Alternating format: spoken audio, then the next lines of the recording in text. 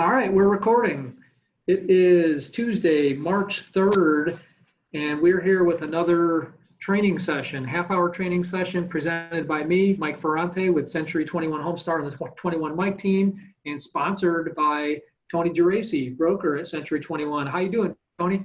Good. Thank you very much for the invite again this morning. It's always our pleasure. You always have some great input, and anything I forget, you always add, and you always have some additional stuff on top of what I know because you've been doing this for an awful long time. Actually, tell us, how long have you been in the business? It's been 28 years. Only 28 years. Right. And we were just and then the company for 22 years. So kind of going over the numbers, and basically we've sold probably over 25,000 homes and about Wow. 3.5 billion in sales in 22 Jeez. years. So That's incredible. with that comes just experience. So I won't say I'm smarter than anybody else, but I just know we have the experience. That's right. And that's a great segue. Thank you for that. So here's what we're doing. We are doing a series of videos, Tuesdays, 45 weeks out of the year from 11 to 12. We do them live here on Zoom, and then they will be uploaded to my YouTube channel. And Tony, I believe you also share them. I thought I had the link there. Bear with me. I'm going to put the link in the chat box. Usually by the next day, we have these uploaded so people can catch up. They can go all the way back to December and January where we talked about business planning. And now we're at the part of the year where we're talking more about actually closing and working with buyers. So if you have questions during the session, chat box is always best. But you can also email me. I'll put my email address in here. And you can always reach out to Tony too. Tony, what's the best email address for you? I'm going to put it, do you want to put it in the chat box? Yeah, I'll put it in the chat box, but it's the Tony C21homestar@gmail.com. Excellent. All right. And anytime anyone has questions for either of us, Tony, regarding the brokerage, or if you have questions for me regarding our team or a team or anything that's in any of these sessions, feel free to reach out. So today, I do not have a PowerPoint for you. Instead, it's all just going to be some screen sharing and some information just that we talk about. But it's a great topic, and it's especially good for newer agents. And the topic is working with buyers, particularly as it pertains to showings. So first, what I wanted to hit on was prepare for showings. So let's assume you've got a buyer or 2 or 10 that you're working with, and they are looking at your MLS listings that you're sending them, and they say, hey, Tony, I want to see 2 houses this Saturday. You know, what's the right way to prepare for this? And I have a list that I made, and Tony, I want you to be thinking about anything you would add to this list. But there's a series of things you should do before just simply setting up showings and arriving at the house. There's some things you should do to get ready. And number one is you should go to the MLS and make sure the property's active. And maybe even check that right before you do the showing. So in the example I just gave you, Tony, I said, hey, I want to see these houses on Saturday. Not a bad idea, Saturday morning or Friday night, to double check the MLS to make sure it's still active. You don't want to take a buyer to a property, get them excited about it, and find out that it went under contract yesterday. Not only does that make you look bad, it's a waste of everybody's time. And I think your buyer will start to feel like you kind of don't know what you're doing. So checking to make sure it's active both when they send it over to you and right before the showing if you're scheduling the showing a few days out. Right. I would say that you can do a lot of work. It depends on how much research you want to do. So see how long the property's been on the market. You could even call the other agent to see what's going on with the house. You know, is it even in the price range? It is a reasonable asking price. So yeah, but most agents, I think a lot of times just go book the appointment, set it and forget it. And then and just go. The term I use for that is you're an order taker. So if you're just blindly scheduling appointments without going through this process, you're an order taker. And all of us are really, really smart here. You know, we want to work in our businesses in a smart way, work smart, not hard. Ian's bringing up the point of sale. And so these are all things that you do want to check on. Now, to Tony's hey, there's a lot of things you could do. I'm actually going to talk about a couple of things that I don't think you should do right away necessarily. Now, but let me get to that. Okay, I will get to the things not to do. Let me get through my list of things you should do.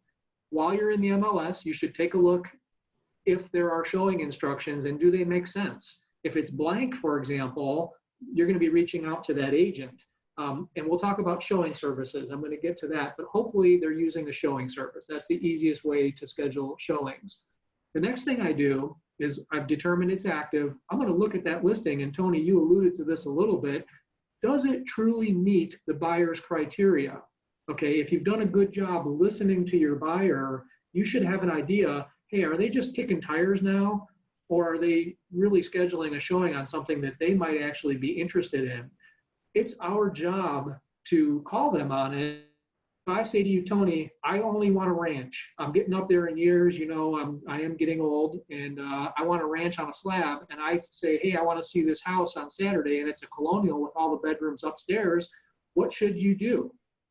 Right. Just definitely make sure that they're aware of that, and see if it's even possible. Because a lot of times, you know, there's customers that change their mind, but if it's physically not possible, or definitely a no, then you might have a client that just is kind of not to waste your time, but they're really just lookers.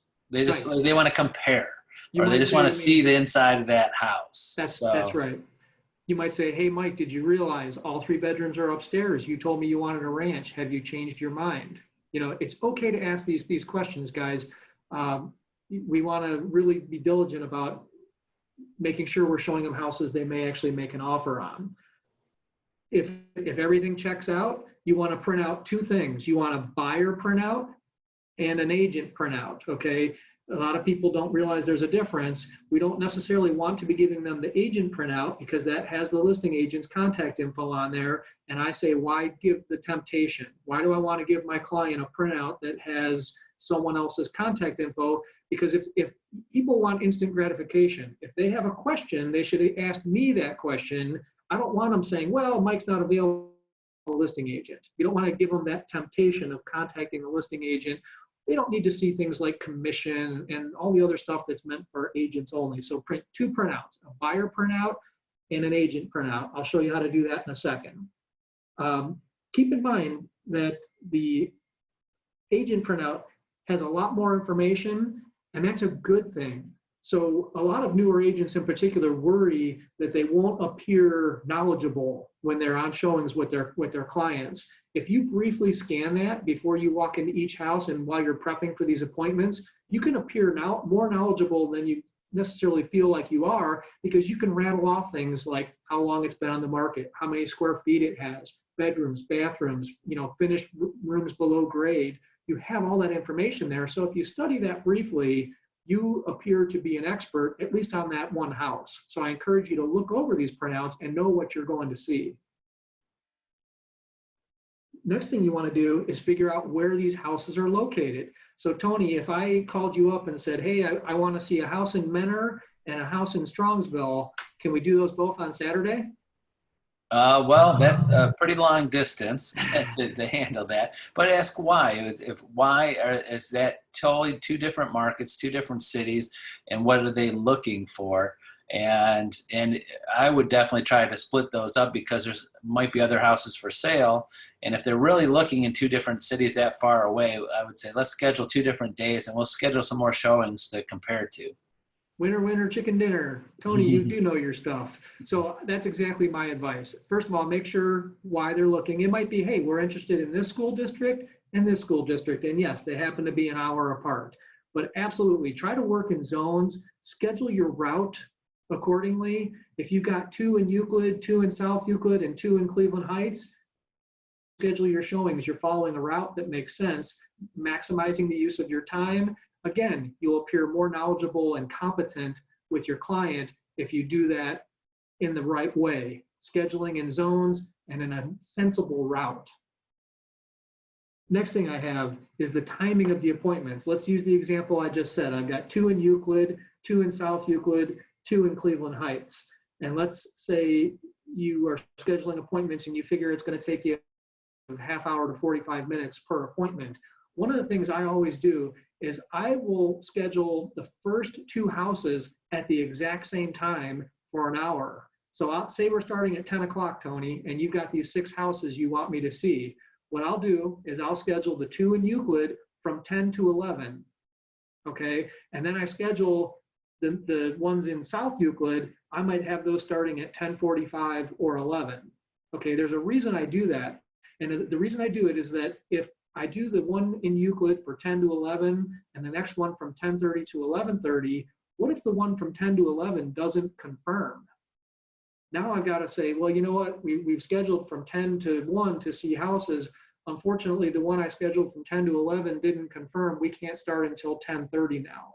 So that's why I always have my first 2 houses be very close together if possible, and I schedule them in an hour time block, 10 to 11, for example. That way, if one doesn't confirm, I'm still good from 10 to 11. Now, we know that buyers might spend 10 minutes in a house. They may want to spend 30 minutes in a house. So you want to have these appointments overlap a little bit. What if we spend only 10 minutes in the first 2 houses and I haven't scheduled my next appointment until 11:30 or something? I'm in trouble. Now we've got to sit and wait or go get a cup of coffee or something. You also don't want to schedule them too close together, but you want to know your drive time, know your route, and schedule them so they overlap a little bit. So the first 2 might be 10 to 11. The next one might be 10:45 to 11:45. Next one might be 11:15 to 12:15, as an example.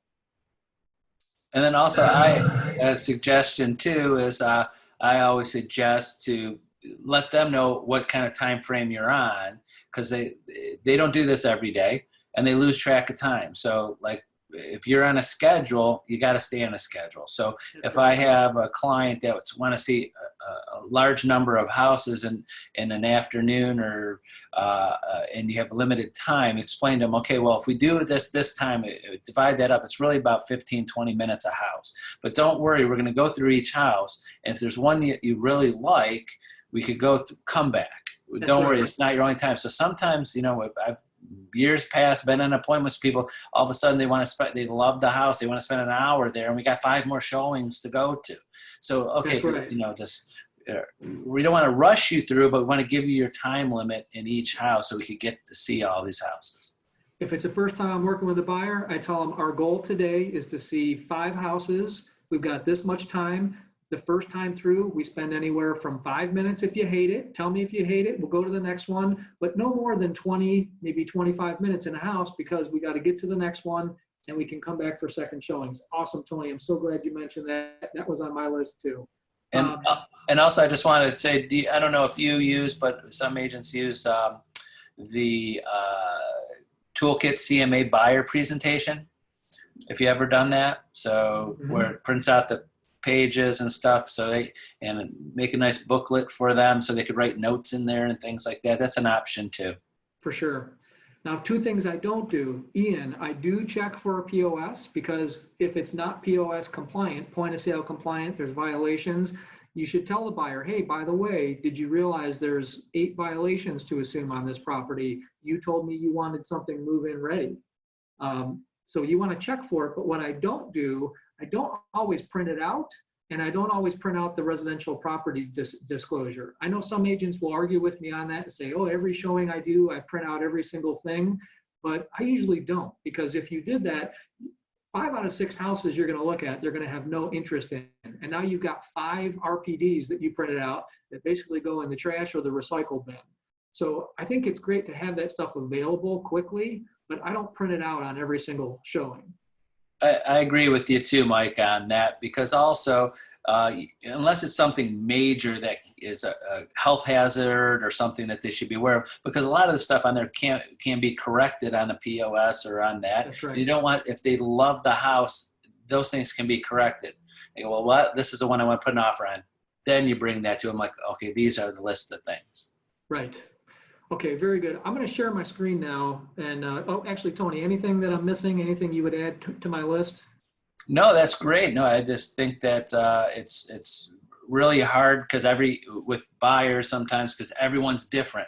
And if you're going on the first time with people, you really don't know what to expect. Also, I would add who's coming, because I've had showing up to buyers appointments. I thought it was just the husband and wife, and now they brought the 3 kids and the grandparents, because they're really serious about buying a house, and they're Right. bringing the whole family, and then you got 5 people running around the house. So you can have that conversation, who's coming and who you feel that should be there with you. And if you're serious about this, outside of maybe your children, don't bring friends and other family members. That could be for a second show. And that's a great point for transportation as well. If they're all traveling in your car and you've got a 2-seater Corvette, well, they're not all going to fit in your car. All right, I'm sharing my screen now. I want to show you guys a couple things. First off, I want to show you, I know you've all been in the MLS, but I'm just going to show you real quick how, oops, bear with me one sec. I want to show you how this looks if you're scheduling showings.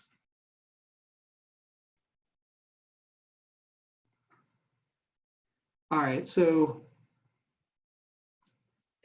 you look up an address, they want to see this property. Yes, it's still active. Click the MLS number, review any information you need to, and go down to showing instructions. And here's where you can see, you can schedule a showing using showing time.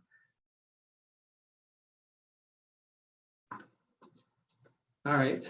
Sometimes though, under showing information, there might be no information. Then you've got to contact the agent, or it might say call the office or call the agent. Not everybody uses a showing service.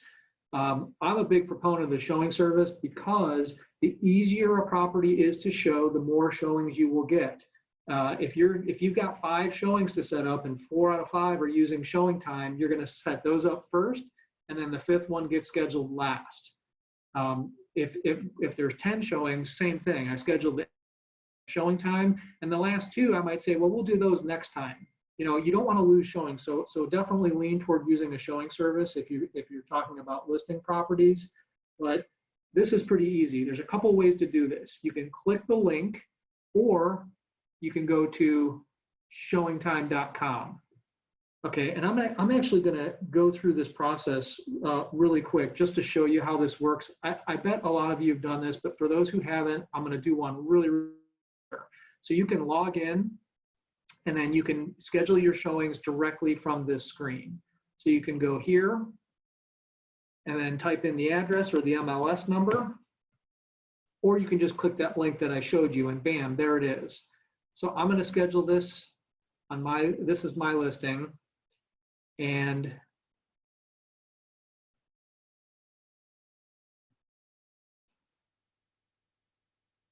let's see. I've never scheduled one on my own listing, so let's see how this works. Okay, there I am. And you can either schedule a single showing, that's if you just got one to set up, or you can add it to the cart. This is a really cool feature I don't know if everybody knows about, but I'm going to add it to the cart in this case. And we're going to do our tour tomorrow. And I'm going to create a name of this tour. So it's going to be test buyer. I can put in phone number, email if I want to. And now I'm setting up a group of showings. And so I'm going to set it up for the 4th. I pick my time right here. I'm going to do this from 10 o'clock and have it end at 11. If I want to tell the listing agent anything, I can put a note there, and then I save that appointment. Okay, now I want to add another showing to the cart. I can do this a couple different ways. I want to show you how to do it in the MLS.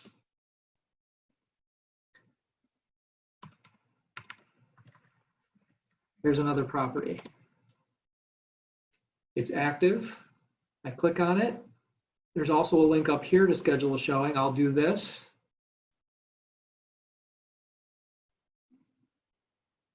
It's making me log in again.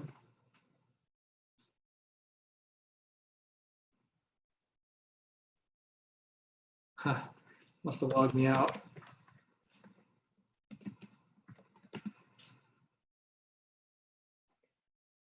Click the showing time link. Property.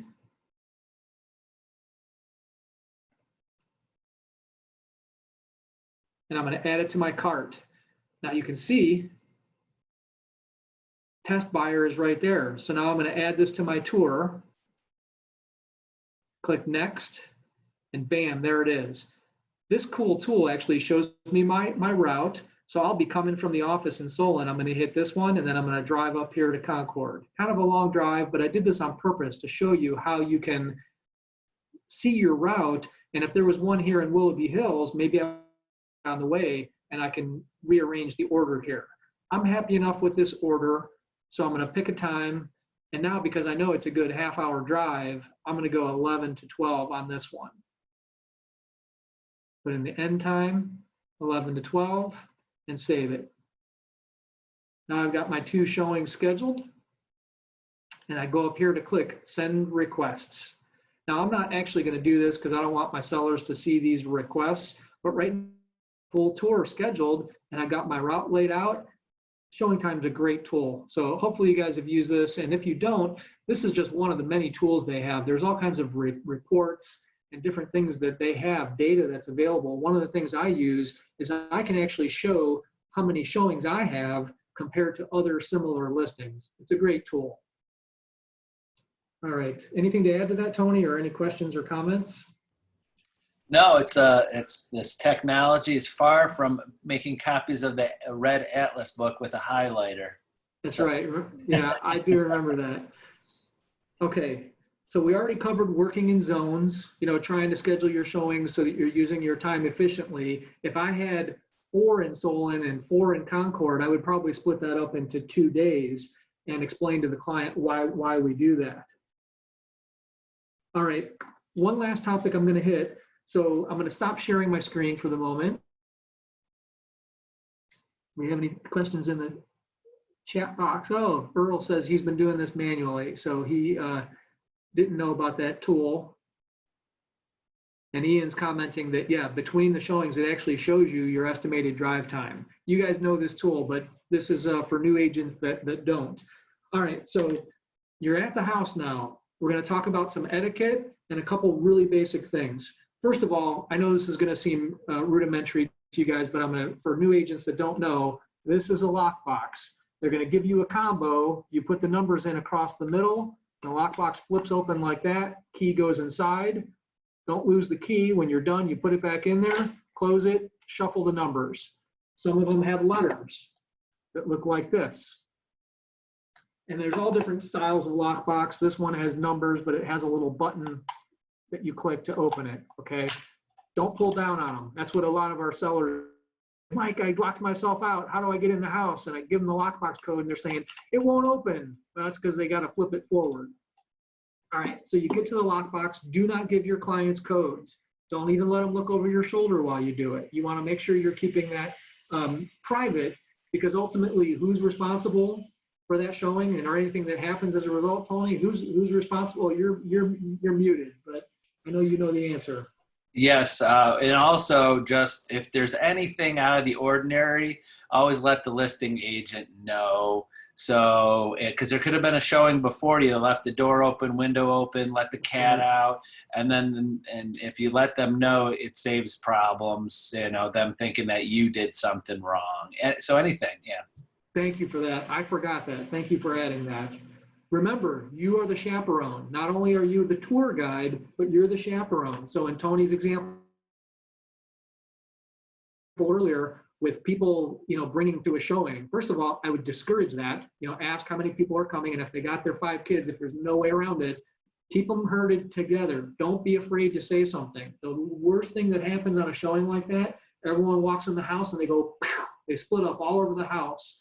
And then if something does happen, say a vase gets their Ming vase gets knocked over, you want to be able to say with great confidence, I was with those people the whole time. It's certainly folks that knocked over your Ming vase. All right, so it's important from a liability standpoint to keep people together. And also now today, day and age with technology, there's been talk of people, they have nanny cams or rings or in their house and they're watching. So, there's things that's supposed to protect people. Like an example, in Ohio, I'm putting my half legal hat on. You're really not supposed to legally be able to record someone's voice without them knowing it. But when people have things in their house, it's already recording on an Alexa, a Ring, or security camera. So I suggest to agents to tell their clients is that when you're walking around a house, we don't know what kind of cameras or systems they have. So don't say anything or do anything that you wouldn't want the seller to know. That's right. It could affect their property. There could be, in theory, there could be a seller sitting there on their phone watching you walk around their house and going, I love this house. This is great. I want to put an offer right this second. And they pay. I would pay full price. Yeah. Or they could say some things about their personal, how many times have you had people look at pictures and personal items and make comments that, that they think that their sellers are not there. But so just be aware of that. Absolutely. Great point. When I go, because we want to make sure that we're not tracking dirt through the house. I don't want that call from the listing agent. My seller called me angry. There's muddy footprints everywhere. So either use shoe covers if they're provided, or take off your shoes and think about it. Don't use your lace up boots when you go on showings. That's too much time taking your shoes on and off. You could even keep shoe covers in your car if they're not provided at listings. But ultimately, you're responsible for that. Turning unless otherwise instructed, making sure it's locked up. Okay. When I'm done, I always check the lockbox.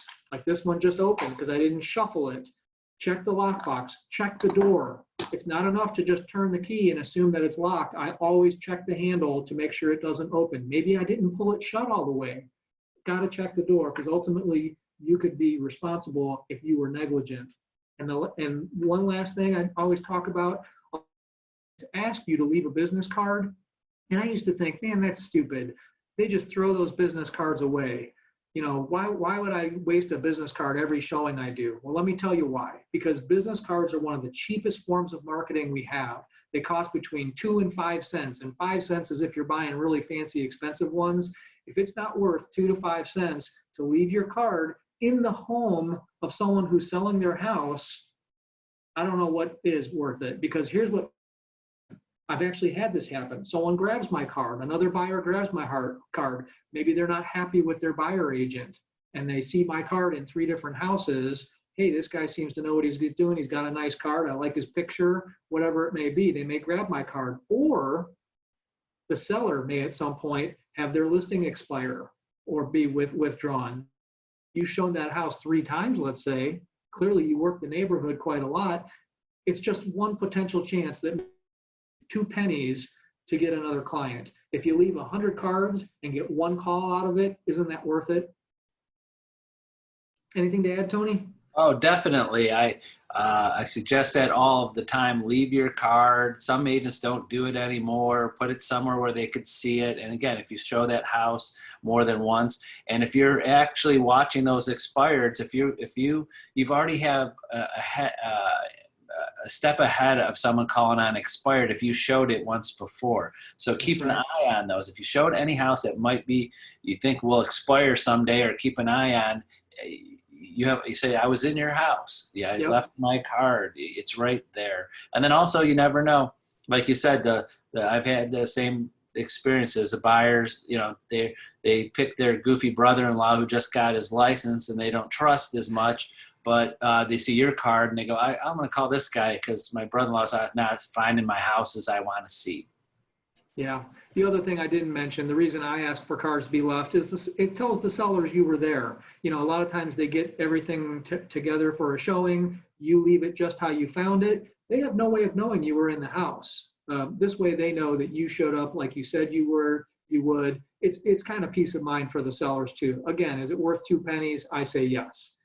All right, guys. Well, I see some great comments. Earl, thanks for your comments about shuffling the code even while you're in the house. I agree with that. You want to be safe while you're in the house, especially if you're in a neighborhood where things could get dicey. Don't leave the key in the door. I usually leave it in my hand, and I shuffle the code on the lockbox even while I'm in the house, because I don't want anyone to be able to come and see it. And then I'm the one who accidentally gave the code out. So all great comments. Thank you for that, guys. We're going to wrap it up. I'm going to end recording.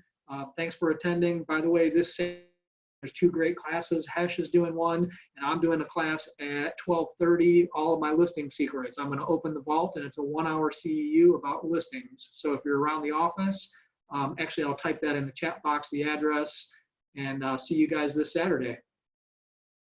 All right. Thank you, Mike. See you, everybody. Tony. See you Saturday.